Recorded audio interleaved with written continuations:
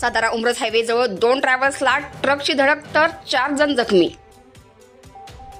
Umraj Satara Umraj highway जवळ ओम Sai travels व Bhairavnath travels पॅसेंजरसाठी उभे असताना कराड करून सातारा जाणारा एक ट्रक भरधाव वेगाने येऊन तो ओम साई ट्रॅव्हल्सला धडकून परत भैरवनाथ ट्रॅव्हल्सला धडकला.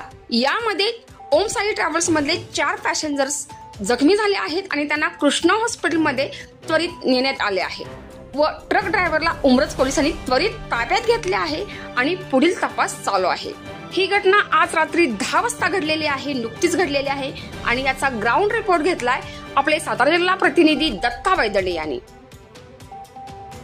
आणि या संपूर्ण महत्त्वपूर्ण अपडेटसाठी सतर्क न्यूज सातारा जिल्हा प्रतिनिधी दत्ता वैदडेसह संतोषी जगदाळे, सतर्क न्यूज उमरज.